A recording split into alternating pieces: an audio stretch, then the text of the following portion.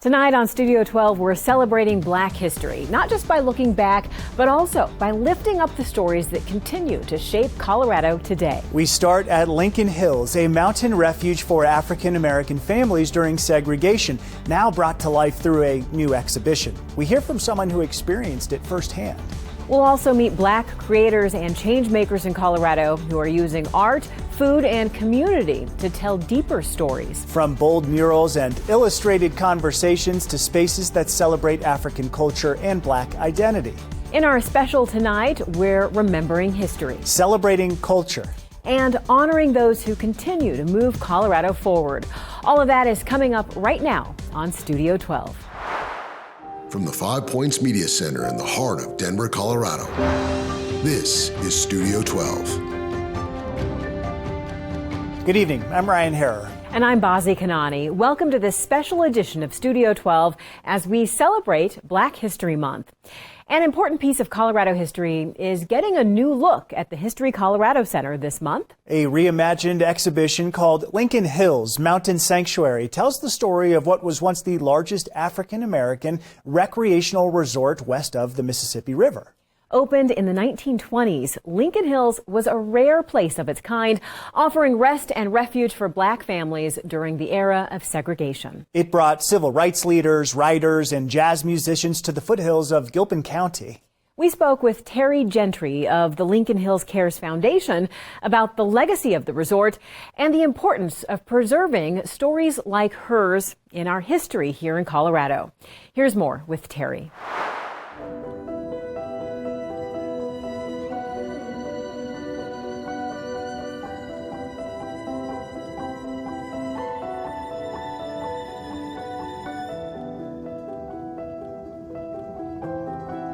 I look at Black History Month as something that started 100+ years ago as Negro History Week. And so the intention was to help people understand that we contributed to this history. We were not just enslaved. We were not just less than. We are major contributors. We are human.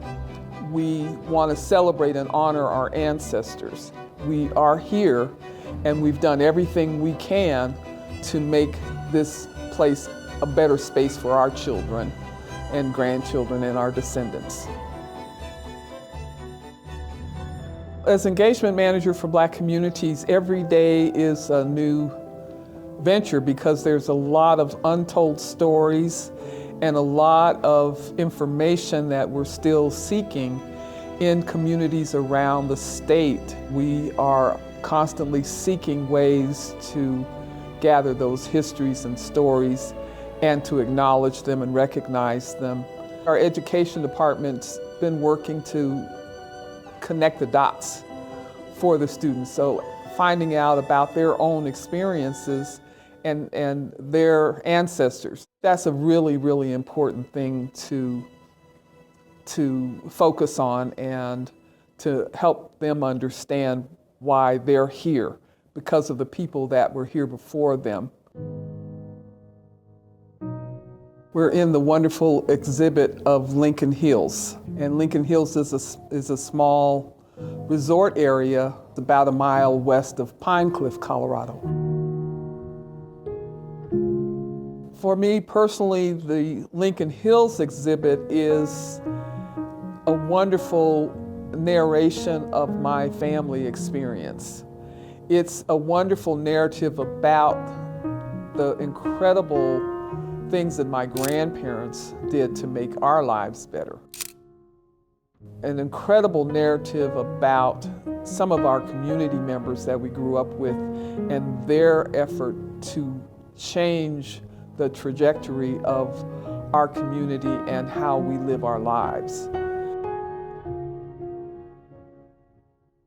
One of my favorite things is the video that they have set up because you get to actually see community members that experience the history up here. For example, when you talk about the cabins, we have retired Judge Jackson and his mom, Nancelia Jackson, talking about the cabin that his great-grandfather, William Pitts, built, and their experience through the area and the longevity of their time up there.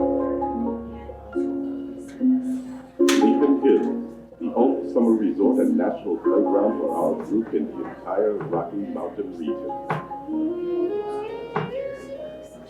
African American families began buying land and building cabins at Lincoln Hills in the 1920s. Carpenter and builder William Pitts was one of the first. Lincoln Hills was purchased by Mr. Ewald and Mr. Rainier in the 1920s, and they started selling properties to individuals around Colorado. Later on, when Mr. Hamlet, the Hamlet brothers purchased land and they built Winks Lodge and a couple of other dwellings there and buildings and entertained people up there. So you'd have a lot of the most amazing jazz musicians coming up to Lincoln Hills and wonderful audiences to enjoy all of the music and the food. Lincoln Hills is an important space for our community because it's a space called Black Joy. That's what it is for us. Being in the outdoors, all of the trees and the wonderful fragrances and the little critters running around. My sisters and I just absolutely loved going up. Our grandparents would take us up there. Grandpa wanted to be sure that we got to experience the outdoors in some way. I have the coolest grandparents, George and Ernestine Smith. I have so many memories of being up in Lincoln Hills and being in our cabin and loving things like my grandfather's the best cook on the planet, and he would cook on the barbecue grill when we were up there. Oh boy, and it just seems like the food tastes better up in the mountains. And we had the fireplace going because it might be cold, it might be 20 degrees at night up there, and the fireplace is roaring and keeping us warm, and we had these beautiful comforters and quilts, handmade quilts, and grandmother and grandfather would make sure we're wrapped up good when we went to sleep at night. The quilts were so important to us when we were little, you know, wrap up in a quilt when it was cold outside. So this really celebrates the different things about Lincoln Hills in that form.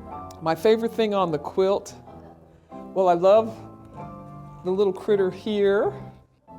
We've got a fish, some of the girls from Camp Nizoni, and the train, and the Winks Lodge.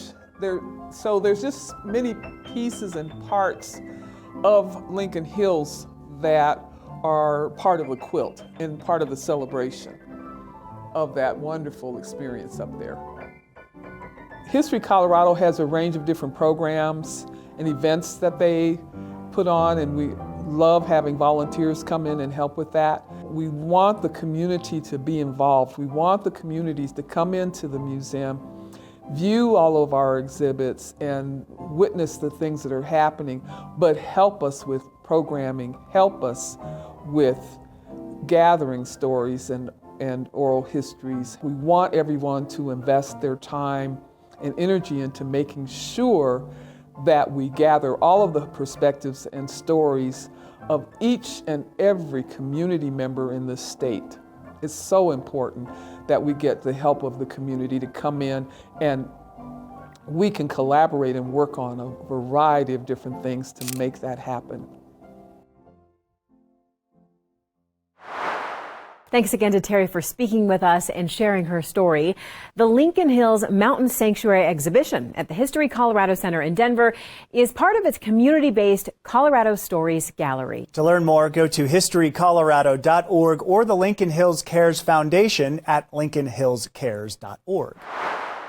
A Colorado artist known for big, bold murals and community-driven public art is now using his talents to tell a story about Colorado farmers and ranchers. Thomas Detour Evans has built a name and a reputation for himself at the intersection of art and activation. His latest work is a mural for the Colorado Department of Agriculture. The project marks 150 years of agriculture in our state and celebrates the people and communities behind it. We were able to meet up with Detour during the beginning stages of the mural as he shares how his signature style was born and how learning about agriculture changed the way he looks at everything from water rights to what's in the produce aisle. Here's Thomas Detour Evans. I only have a couple more days left on this. Thomas Detour Evans. I'm Thomas Evans, but I go by Detour. What colors do I need? You know what? This will be a good one too. Let's see, let me get down here.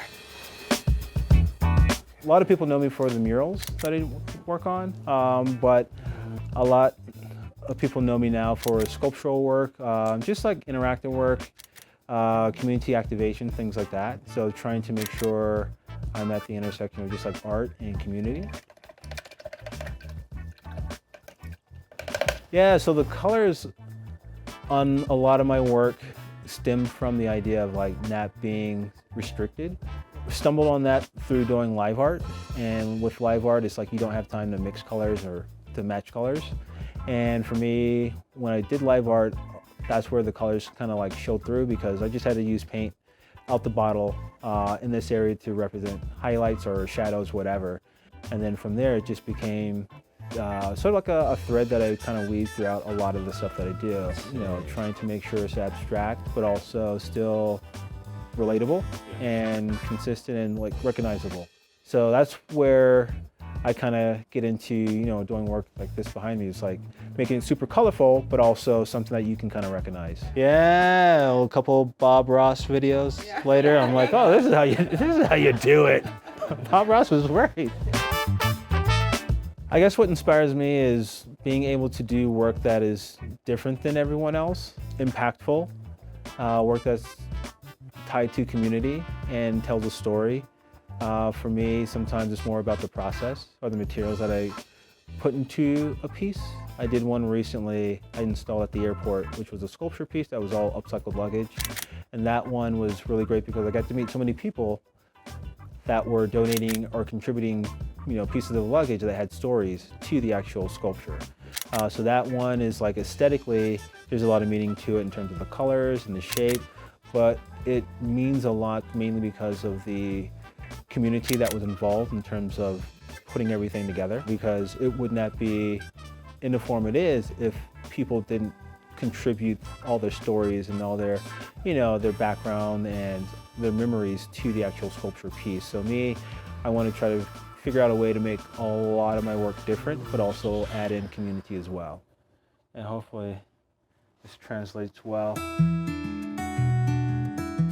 I've not worked with the agriculture community in Colorado, but my family does own farmland back in South Carolina. So my dad grew up on the farm, took me back to the farm. They, you know, grow corn and, you know, cotton, things like that. So it's one of those things where it's kind of like I was familiar with it, but haven't worked out here at all with any other communities. So it was really fun just to learn more about the history. So for me, it was like really great just to be able to add the contribution of artwork to the community and to the stories in a way, where it's kind of like, oh, now you're able to learn more about the history of agriculture in Colorado through the arts that I do. So on this side of the mural talks a little bit more about where we're at in agriculture. So the opening of the Spurs campus, so we really wanted to sort of show the next generation getting into crops, so having a couple of young individuals sort of growing the next generation of crops, but also some of the fruits and vegetables and sort of commodities that Colorado has in their farmland. So like learning how to paint potatoes was interesting, learning how to, you know, even like paint wheat on a sort of like a micro but large scale, and then painting tractors, things like that. So it was really, really fun being able to sort of, how do I mix everything together and overlap a lot of this stuff so that it's a cohesive mural, but also too making the mural fun to where now it's not just, you know, right angles. It's like now I kind of made it foldable, but to transport, but also die cut everything and referencing different things within those sort of die cuts, like the tractor, but also, like I was saying earlier, like the center point irrigation. So like that's where this sort of like circular sort of pattern comes from as well. Yeah, so this one, when I applied for the project and they were saying, hey, we would love to have a mural that talked about the 150th anniversary of agriculture in Colorado, I was like, okay, let me figure out where everything kind of started, you know, the history of Colorado, and trying to do a mural that would tell the story of the past with the native communities, the youth, the plain communities and tribes, and then how sort of like snow melt kind of feeds everything.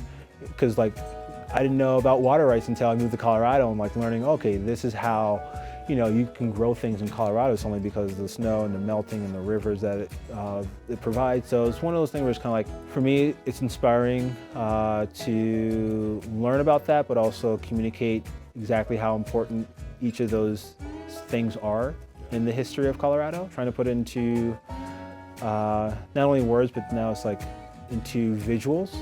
And what that means today is, for me, exciting, because now it's like when I eat food, I look at it differently, and like how many people had their hands on it in a way, or when I go to the produce section at a grocery store, okay, where's this coming from? Now I have more of an appreciation of, where the food comes from and who's growing it, and just the whole community, agriculture community. And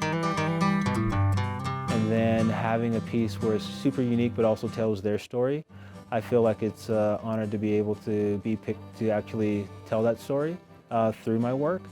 So for me, it's super, super exciting. And then to see at the stock show, I was super excited to see at the state fair and meet a lot of these individuals. So for me, it's just an honor. I mean, it was difficult to figure out how to do like a portable mural.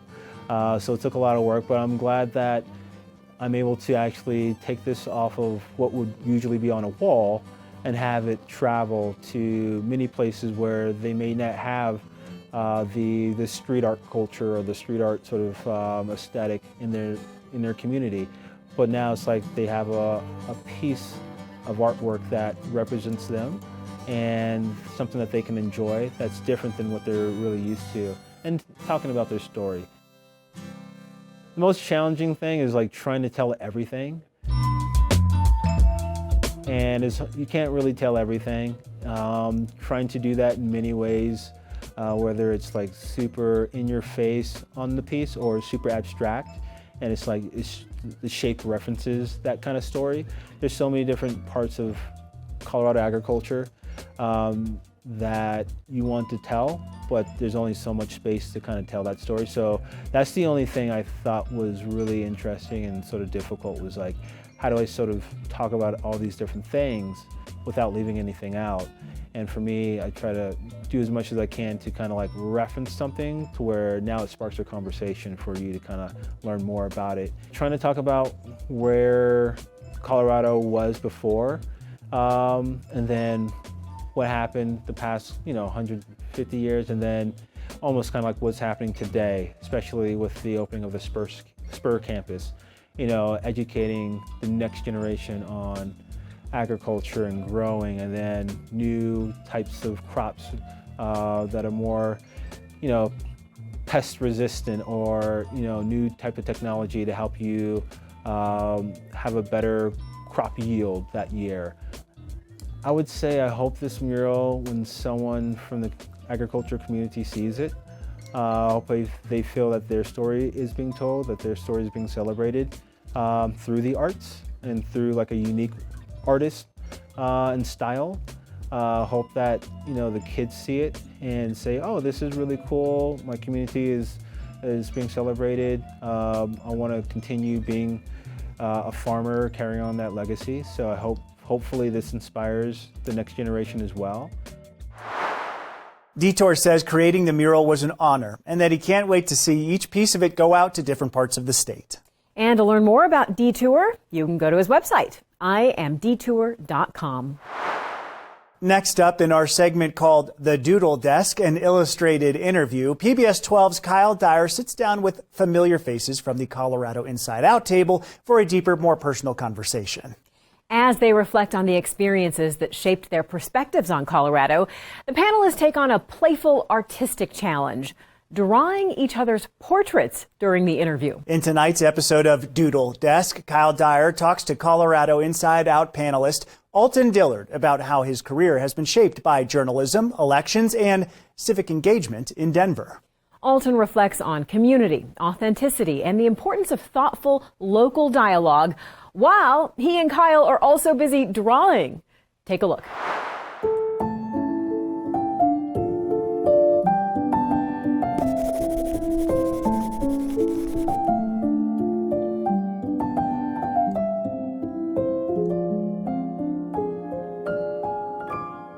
Oh gosh. As a journalist in Denver for so many years, whenever I think back on election days, Alton Dillard is the one of the first people who comes to mind, no matter what time of day we called, early mornings, late at night, or right in the middle of election chaos. Alton always showed up. He was professional, calm, conversational, and carried such a deep respect for the work he was doing as a spokesperson for the city and county elections in Denver. And that chapter of his career may be behind him, but Alton remains one of the most valuable resources we have, not just on how elections work, but how the entire city of Denver ticks. He knows everybody, he engages with everybody, and he is admired for the way he connects, communicates, and brings people in. Alton, what inspired you to become so active and civically active? So I come from a very civically engaged family. I probably was going to Model Cities meetings as a 5-year-old, and then I first got into politics walking precincts for former Mayor Wellington Webb when he first ran for the State House in 1972 when I was a 9-year-old. So between that side, and then I'm also the nephew of the late Lauren Watson who ran the Black Panthers here, and so I've always come at community from either side. You can wield the pen, you can wield a brick, and everything in between as the situation warranted. Okay, all right, well, let's get started here. So what inspired you to go into journalism? That was your first career. Career-ish. Ish, okay. Yes. My first career was actually as a laborer because I graduated with my journalism degree into a recession.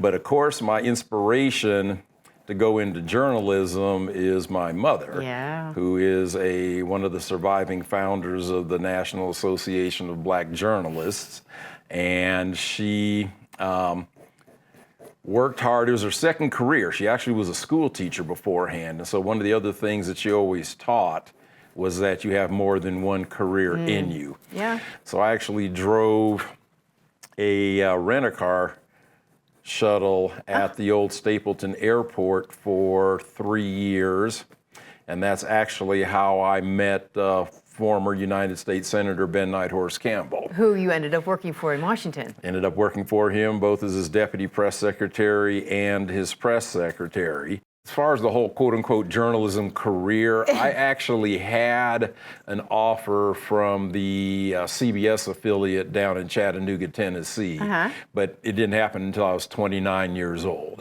So I was a little old to work for $12,000 a year. The news director during my interview said that he looked favorably upon staffers who helped him meet women, and I was waiting for the punchline, and this dude was serious as a heart attack. And then the kicker was I was out covering a high school football game as part of my audition, and someone called me boy from the stands. And then the double kicker was one of the town fathers was driving drunk and rolled his car about a block from the station, and I had exclusive footage. I even got there before the first responders did, and they squashed my footage, and I was like, well, I'm not doing this for $12,000 a year. So I became a disseminator of information instead of a hunter and gatherer of information. I know you love to speak. What advice do you give people who are starting out, or like you or your mom who have transitioned? Is there some kind of advice you give to people? I just tell people, be your authentic self. So one of the tools that I use when it comes to telling people just how to quote unquote speak is take a beat. So that little pause that I did before I said take a beat, to my brain it felt like 10 seconds, but it's only like a second. But it helps you with your pacing. That's good for me to think about. And I do talk fast. So taking that beat is so helpful. Speaking of being on Color Inside Out, you're such a busy man. Why is this important to you? Why is it important for you to invest in your time to come in and be prepared to talk about what's going on around us? Well, one of the reasons I think is just the ability to have, frank discussion about what goes on in the world. And I've always been a CIO fan because of the way the show is laid out and the way the show runs. I almost cannot watch any of the major network cable quote unquote news anymore. Awful. Because 5 people sitting around the table yelling at each other, 3 people sitting around a table yelling, that's not news. It makes me nostalgic for the old Chuck Roberts days with headline news back when they still have quote unquote news. And so the other thing, I think I bring the voice of the muddy middle. I've been a member of both parties at either time during the course of my life and the course of my career. And I've been an unaffiliated voter for years. And so I always like to say that I bring the voice of the muddy middle to a lot of today's issues. I'm curious about, what do you think is underrated? It could be about Denver, it could be anything. What I think is underrated is discourse. This is something that I put on my Facebook not too long ago, was having a pretty frank discussion with a friend of mine who disagrees with my notion that lack of critical thought has put us on this path as a country and a society. Just the inability that we have to speak or even associate with those whom we may not agree. And I've got friends all over the political spectrum. I have got gun-toting friends down in Douglas County who bring guns to restaurants when we go out. I've got conservative, Republican, Catholic friends who I've known through the world of elections, but I just think that's what really, rounds you out as a society, is that ability to have the discussions. Do you have to agree? No. Do you have to win the other person over to your way of thinking? No. One more personal question before our big reveal. It's important for you in so many different ways to give back. Like you say, you do a lot of things and do a lot of work out of the goodness of your heart, although we don't want that to be your whole thing. Right. But you're also a basketball coach, and I think young boys need guys like you. Why do you do that? Oh, that's a simple one, because people did it for me. My mother divorced when I was about 3, and so she always kept me busy. She had me in Boy Scouts, after school band. It was a different era. Like, for instance, my gym teacher would take me to father-son night. You'd end up in the newspaper these days if that happened. That's just how our society has changed. So for me, because people took time out of their lives, whether it was Scoutmasters, whether it's Mr. Sandoval at the Red Shield at 29th and High, people took time out of their lives to help keep me on the path, because my family doesn't do statistics either. I'm a 4th generation college graduate. So growing up without a father in the home, that was what it was, but it was not going to chart my path in life. Your mom must be so proud of you. She is. And she's 90? Yeah, my mom is 87. 80. Oh. And her husband's 92, but I always like to tease my players when they talk about how their moms baby them, that mother's a noun and a verb, and they just have to get used to dealing with it as long as they're around. Yeah, you're so lucky you have. We both still have our moms, right? And it's kind of fun to, she's been recognized so much because of her role in journalism lately, too. Yes. As a founder of the National Association of Black Journalists, they just rang in their 50th anniversary. There were 44 of them who met at a hotel in Washington, D.C. in let me get my math right here. I guess it would have been, if it's 50 years, 75. And at the risk of their careers. So what's next? What's next for you, since you're kind of always changing? I have, again, my little communications consultancy that I do, that keeps me just busy enough. I also serve on, I'm the president of the Lincoln Hills Cares Foundation. I'm a member of the Lincoln Hills Cares Corporation Board on the corporate side. And tell people who might not know Okay. the history of Lincoln Hills. Okay.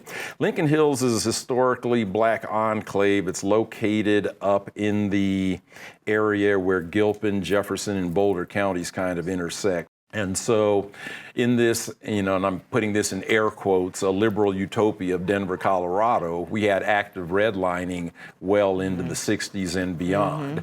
So a lot of the giants of black music, for instance, could perform in Denver, but they couldn't lodge in Denver. Isn't that crazy? And so they would go to Lincoln Park. They would go up the Lincoln Hills to the little lodge there. And, we're talking going up Coal Creek Canyon at 1 or 2 in the morning, which I'm sure is not a fun endeavor. But that is something that, we really work to keep the preservation piece in there, and then also to expose, quote unquote, city kids to, a different way of looking both at life as far as being able to enjoy the great outdoors, and then also to think in terms of maybe even having a career in the outdoors. So those are 2 of my boards. I'm also a trustee of the Denver Public Library Friends Foundation. And then I am on the AARP State Executive Council. Gosh. And my other board is the University of Northern Colorado Alumni Association. And what are you most proud of?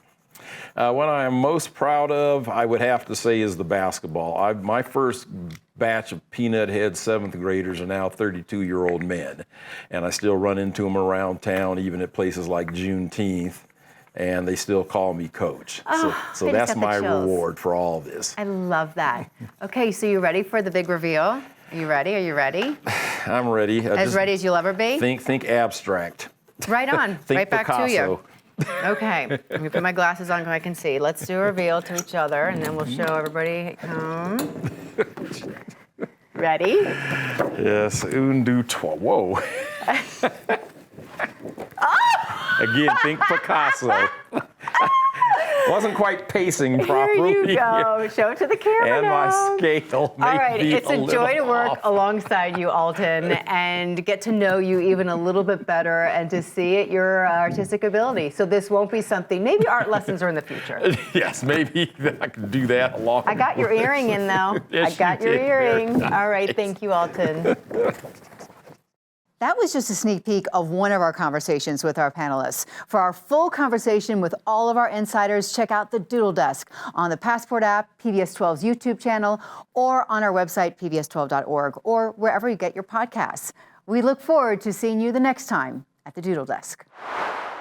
In the coming weeks, we'll be showing you more of Kyle's Doodle Desk interviews right here on Studio 12, so do be sure to stay tuned for that. Tonight, we're taking you somewhere you may want to add to your list of unique experiences to check out in Colorado. It's a place where food, community, and culture blend together beautifully. We are talking about the new Trybal African Speakeasy in downtown Denver. We sat down with the owners to hear their story, sample delicious cuisine, and explore the authentic African art that fills the space.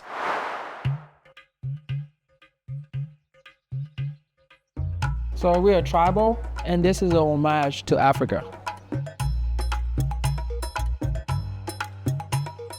Hi, welcome to Trybal. I'm from Douala in Cameroon, and Douala is basically the economical capital of Cameroon. I'm from Cameroon, so I'm from Yaoundé, which is the political capital. I used to do a lot of Afrobeats events, big African parties in Denver and other cities as well. I started feeling a little homesick, like I was away from my family and I wasn't really seeing any kind of cultural establishment that made me feel like I was reconnecting with home. So then I started doing the parties, and then from the parties I was like, hey, like there's actually a lot of people seeking culture here. My crowd was kind of outgrowing the the party and the nightclub scene a little bit. They still wanted a way to enjoy African culture. And that's how I came up with the idea of opening a speakeasy.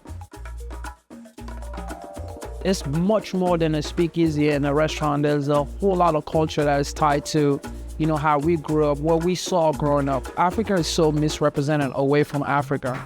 It takes sometimes people to go to Africa to be like, wow, like nothing I've known about Africa my whole life is even the case. We wanted to build a space where we actually control the narrative and what people are seeing about African culture. Let's start on the door, right? You guys have a QR code?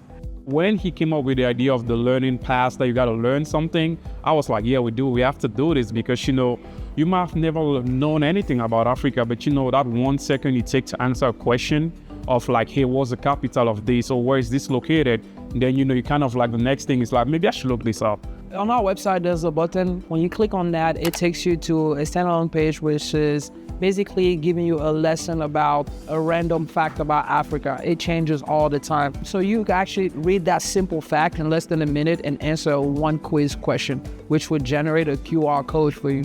And that's the QR code that we scan for you to come in, basically unlocking entry for you into the speakeasy. We're not trying to check people's knowledge. We're trying to help them learn something.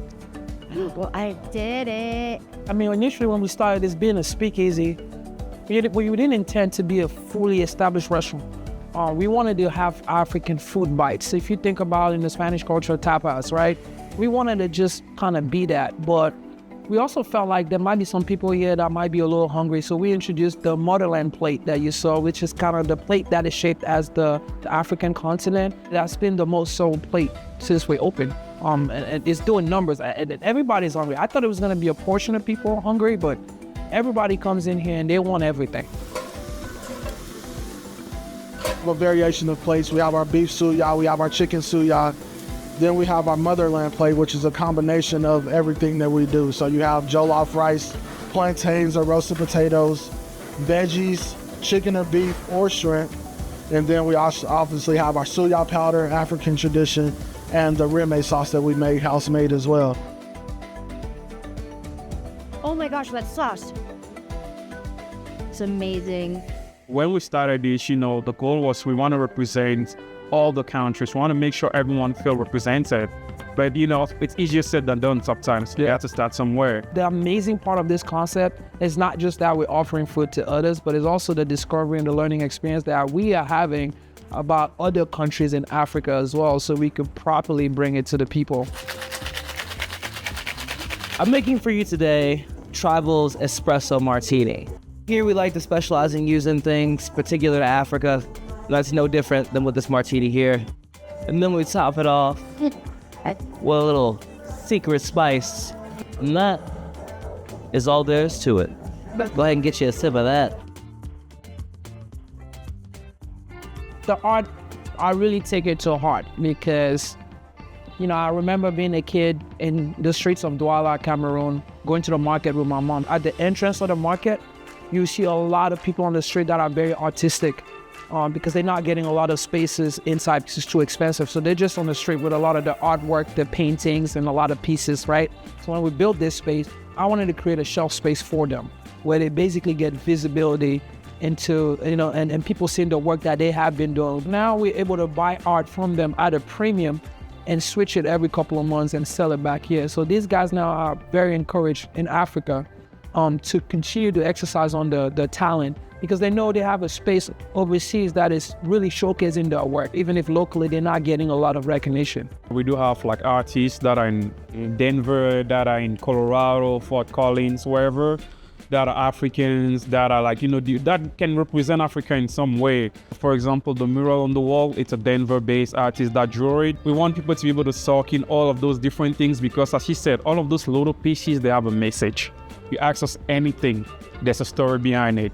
Like anything that was installed in here or that was built in here, you know, had a story and there's a reason why it's here. She said the lights, because most flags, they have like just 3 stripes. These lights are divided into 3 columns. They represent countries. The whole thing is very, very intentional. Even the lights, like it was important that it was those lights are handmade. The lady makes it one at a time, which kind of gives homage to like the artisans in Africa that do a lot with very little. We want to really put everything to build a unique spot because this has never been done before. African culture is a very inviting culture. If you guys ever get the chance to go to Africa, and I hope you do, people are gonna wanna feed you. Like, they want you to eat, they want you to drink, they want you to dance, they want you to have fun. We just want people to feel like this is a home away from home.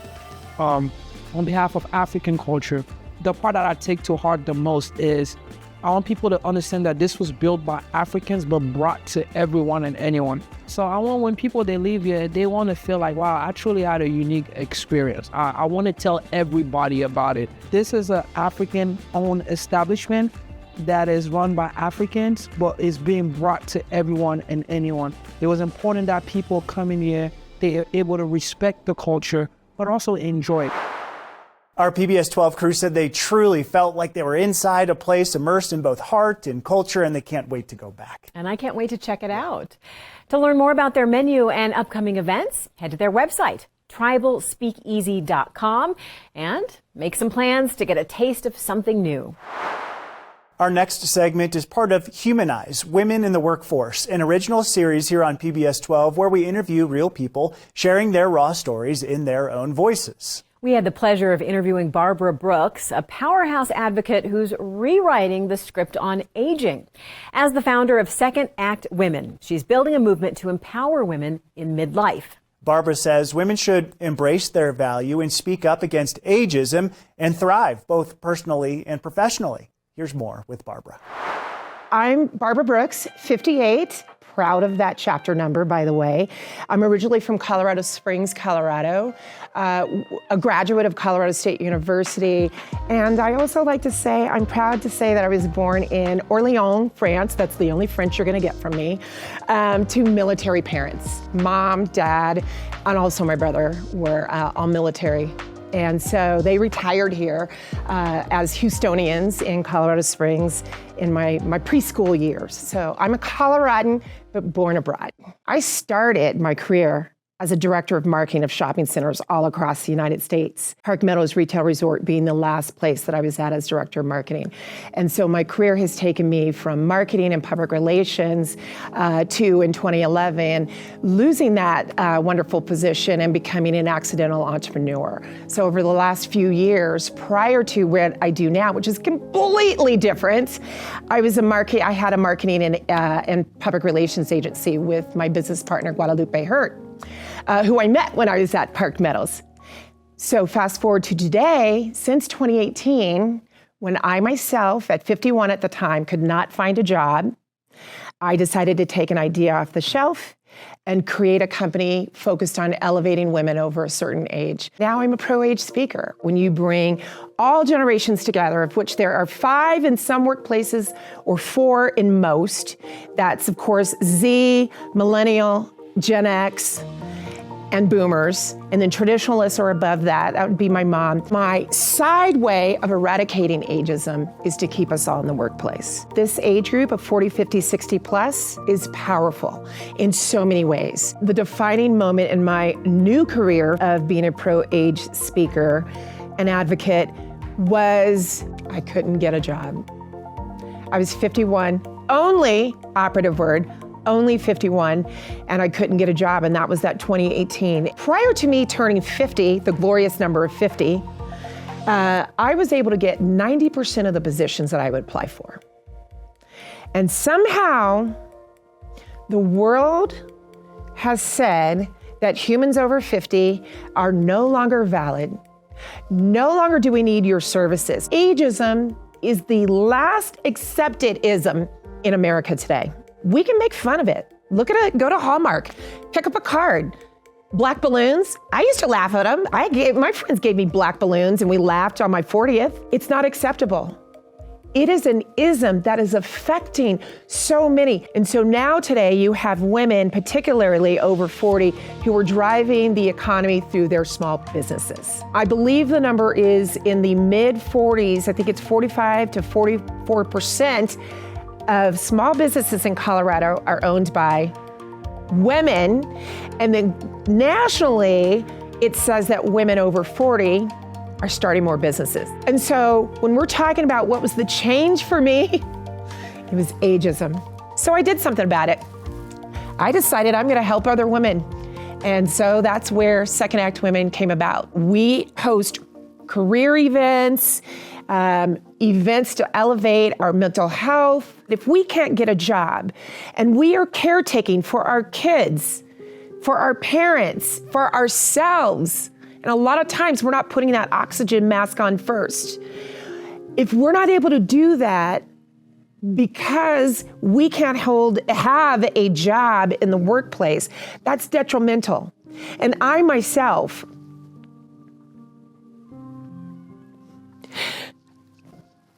have experienced the caregiving side.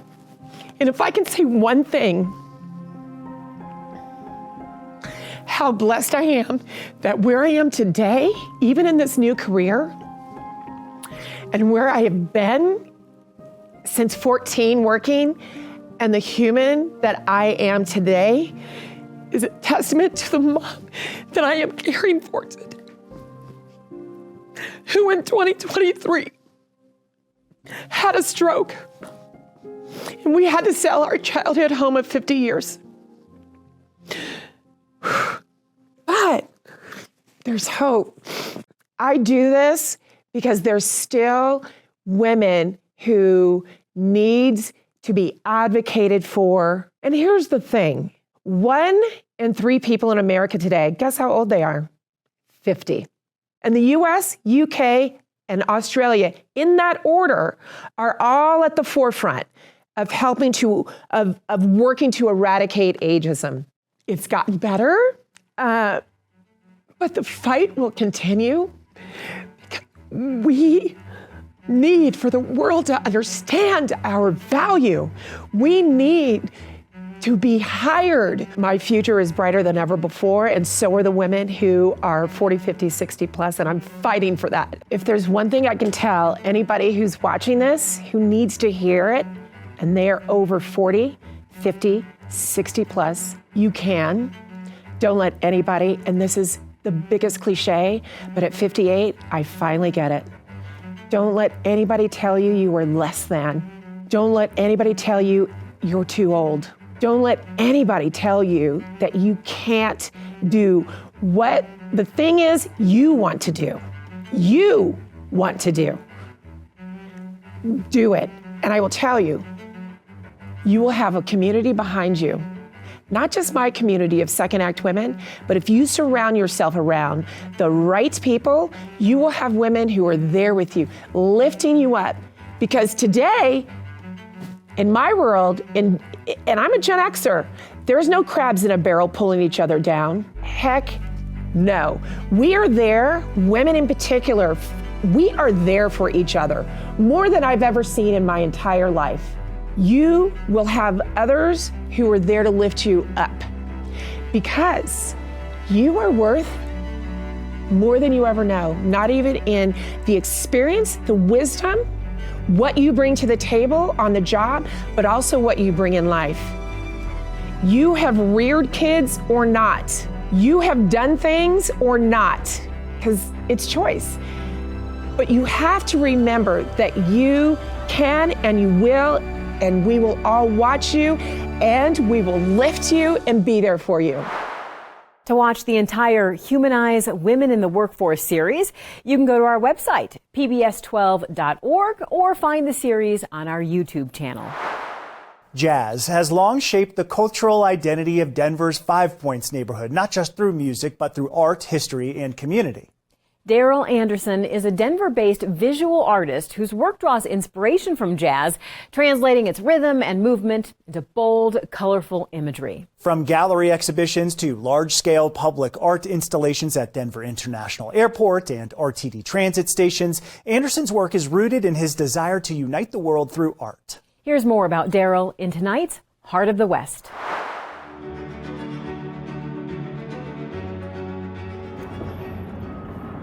Gotta go, gotta go, gotta go.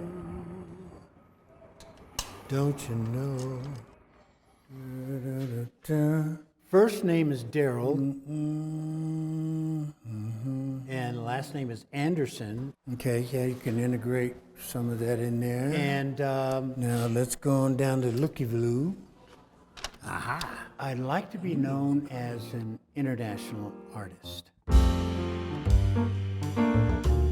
I was born a block up the street from the Rossonian, so there's such a strong relationship with wonderful things to talk about how this whole community has grown.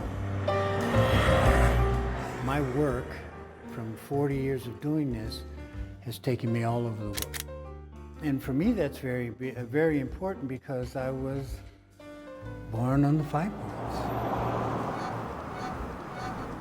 Always had a desire, and in the beginning, why I would create art to get away from that dysfunctional environment I was raised in. So it was a safeguard. It was a place that I could get lost in my imagination. As I got older, I went to East High School, and there was a teacher there named Dick Ott who taught art. And he told me that, you know, one day you probably could become an artist. So my time in the military, when I got drafted, when I was a flight attendant for a while, and quitting that job and doing this full time. And ever since then, I've followed my dream. If you don't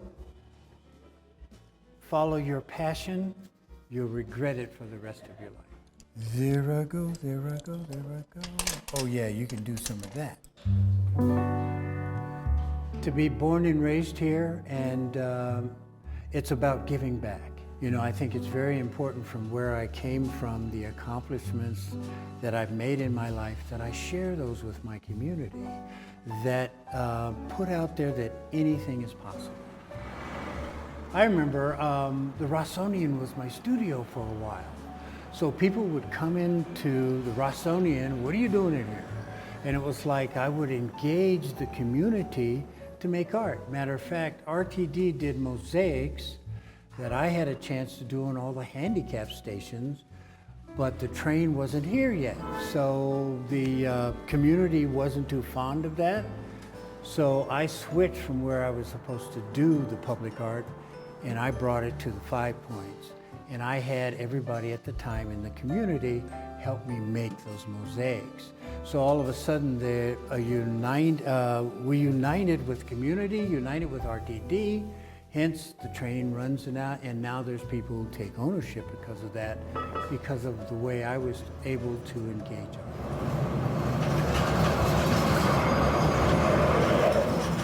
You know, jazz makes my heart sing. Jazz will take you all over the place and bring you back home, settle you down, and chill you out. My mind is constantly traveling the way jazz does. You can do it, old man. To me, it's one of the cornerstones of the existence of who I am. And this community with the Rossonian, the jazz that happened down here, when the Casino Cabaret did their thing and brought all these jazz musicians in here. A while back, I still had that, the Rossonian as a studio.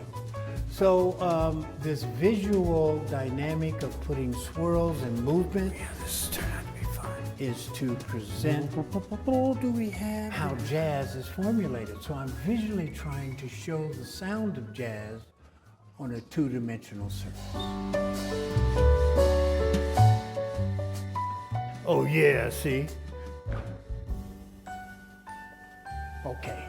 Trying to get up for Let's Dance. We have fascinating people in our community. One of the gifts I've gotten over time is having a relationship with this wonderful human being who has added so much to my life.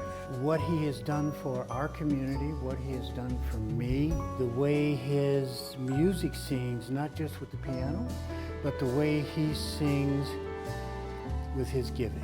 He has affected so many different people in the community of Denver. He's like a music savant, but the real savant lies into his beautiful memory. He could quote what he was doing on a certain day, what year, who he was with, and what he accomplished. So that was my delicious relationship with Pernell Steen. because of the influence that Purnell had in my life. So I want to document Purnell in a public setting because there's so many people who knew Purnell. He's an icon in our community. He's done so much for so many people, music-wise, giving us space and time. And it was always a pleasure when we would go down in the Five Points doing the Jazz Festival, and he would play the Five Points Jazz Festival, and just talk about how the whole place has changed. I can make his image last forever, and hopefully it outlives me. I needed to make sure that I take care of my community by making something visual that will last and represent who and what our community is about. So it's just an honor and a privilege to make him live forever. Having this to happen is going to be exciting and wonderful because, you know, when I totally get out of the way, it turns out to be wonderful. RTL and what he's done to show this artwork. For me, it's pretty awesome because I get to come back to my community and make a difference. It's a variety of the kind of work that I do because I'm kind of all over the place. I've never succumb to one particular form of art. I do public art, I do all kind of fascinating things. And for me, it's about taking a risk to see if I can do it, an accomplishment that scares me half to death. And then all of a sudden I make it happen, and it just puts in the residence of my mind that anything is possible. Truly incredible work, and we want to thank Darrell again for sharing his time and his story with us. To learn more about Darrell and his art, you can go to darrellanderson.com. Thank you for joining us tonight as we shared stories rooted in Black history, creativity, resilience, and community. Stories that remind us how the past continues to shape Colorado today. This Black History special on Studio 12 is about honoring those who came before us and celebrating the people who continue to carry their work and their dreams forward. For more conversations, culture, and community storytelling, visit us at pbs12.org or find us on our YouTube channel. Thanks for joining us. I'm Bazi Kanani. And I'm Ryan Harrer. Have a great week.